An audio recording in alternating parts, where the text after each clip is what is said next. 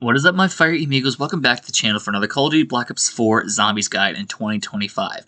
Today we're going to be talking about both round 200 Easter eggs in Alpha Omega and Tagged or Toten. Now with these Easter eggs, they're really interesting on how to do them.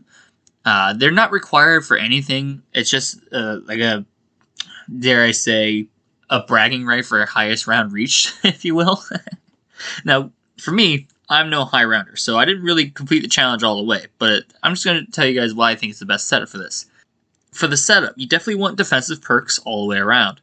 Victorious Tortoise, Winter's Wail, and Dying Wish come to play. For both maps, I would recommend Stamina Up in the modifier. I decided to run Zombshell thinking that would help.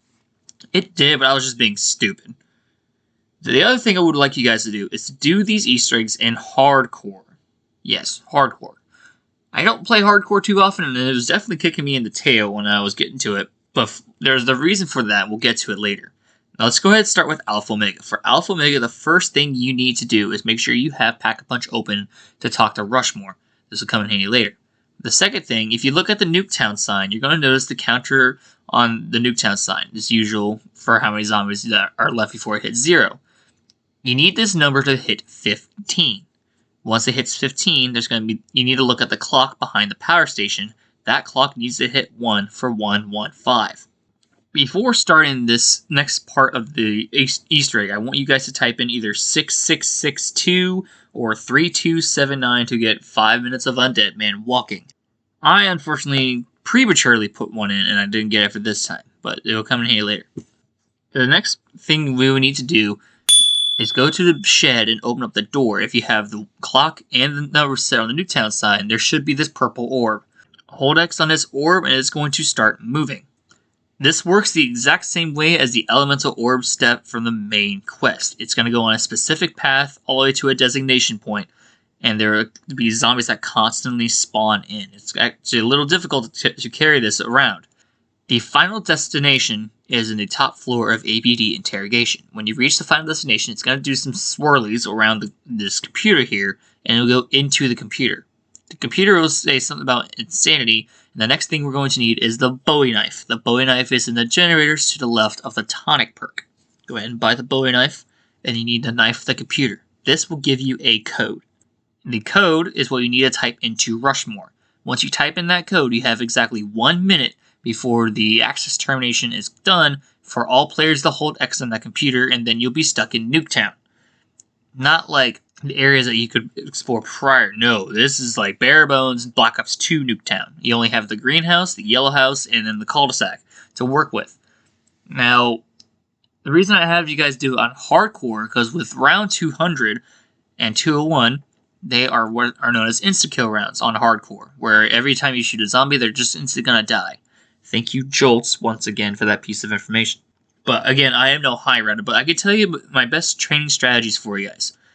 If you pay attention to the main quest, you can train around in the backyard of the greenhouse, around where that mannequin would be for that lockdown. That's a good place to train. Another good place to train would be the backyard of the yellow house. But you would need to be patient. It is a lot of just like waiting for zombies to spawn in and then killing them and repeating the process. There's also a camping strategy you could do in the top floor of the greenhouse, right next to where you can find the mannequin for the hidden song.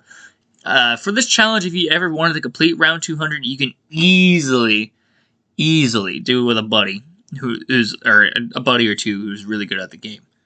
Anyway, let's flip on to Tagged or Toten. Now with Tagged or Toten, the first thing you just need to do is make sure the map is open from spawn to the beach to the ship, and that little bypass way from the spawn to the ice slide. Make sure all those doors are open.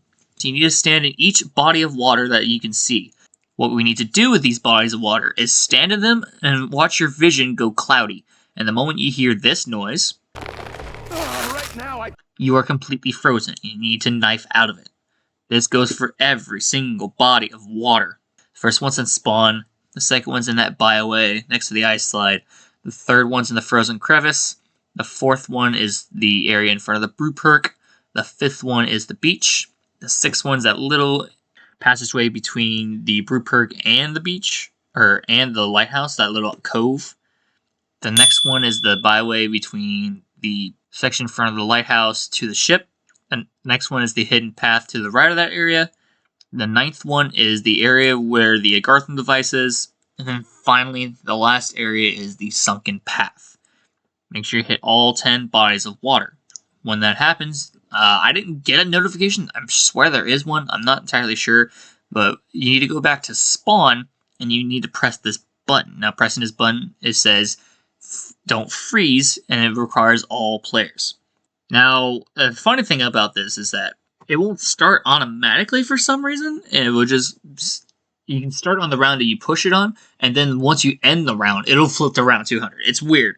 Now, for this one, for Don't Freeze, you cannot stand still for too long. This is why stand up in the modifier is nice. I didn't run it because of being ultra defensive.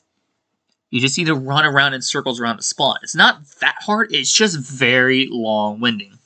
You'll notice I had plenty of elixirs to help with ammo. That's not going to be too much of an issue. Like, for instance, if you just bought the Strife pistol, you can easily just insta-kill everything. Anyway, that is how you activate both round 200 Easter eggs. Again, I died doing both of them. That's okay. I'm not a high rounder. I never will be. I'm just an Easter egg guy.